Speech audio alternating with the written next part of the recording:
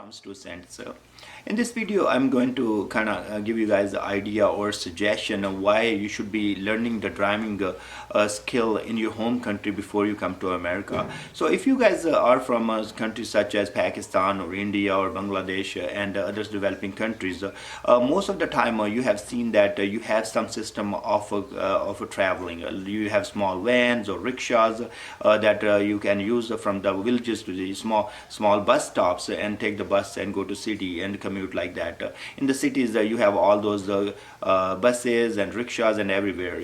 I went to Europe in Netherlands. I went to Germany, France, and all those countries, and I have seen that Europe is also well connected with the bus system and train system. So tramways and all those, they have a lot of means of traveling in the cities and out of the cities as well.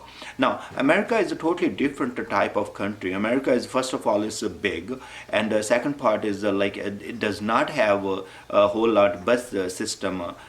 Here, when people talk about American dream, they talk about a big house and big cars. Okay, now in my house I have two cars.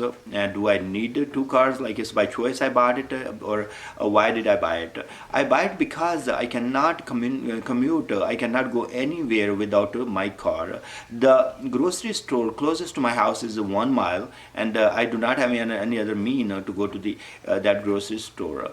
Okay, now if I want to go to office, my office is around 18 mile, and just the first train station from my house is around 5 miles away from my house.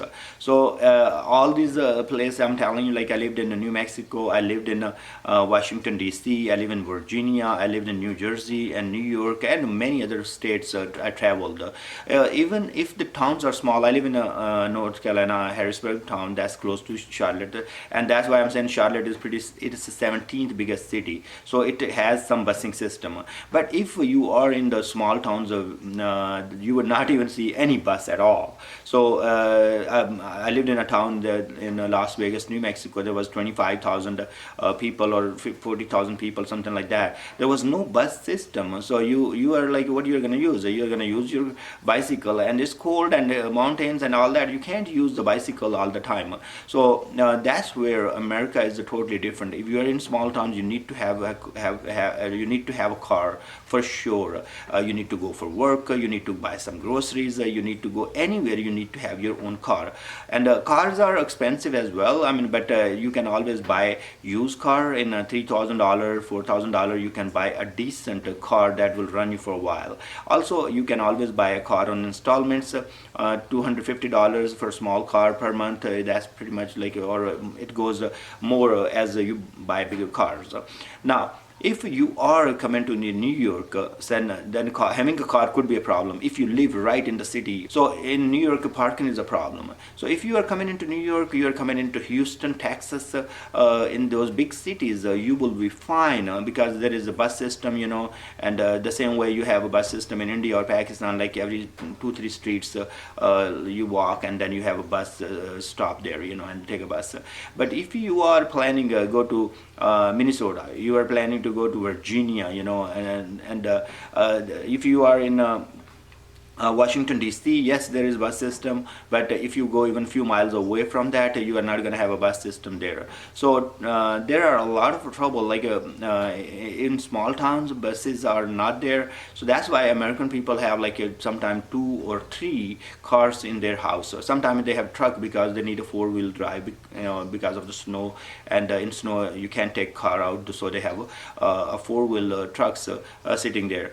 This is one of the reasons a lot of people in America, like pretty much people say that every American, one American has 2 cars, so these are the reason, because there are no other way of commuting or traveling from one place to another place. So if you are coming to America, I will suggest to learn driving, because it will open a lot of opportunity for you.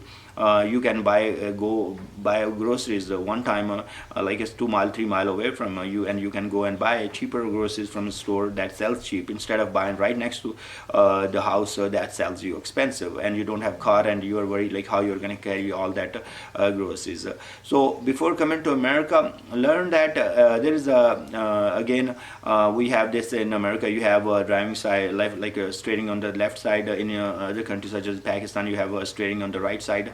So that's not a big deal. You will switch that quickly. But anybody who's coming to America, I will suggest learn the driving in your country. It will be easy for you to learn it, because there are a lot of resources available in your country. You have parents, they will help you out with that. And once you're here, sometime you don't have the car to even learn the driving. So thank you very much, and I hope these tips will help you when you come to America to start a new life as a student or work visa or whatever, and move around in this country. Thank you, and I will see you guys in the next video.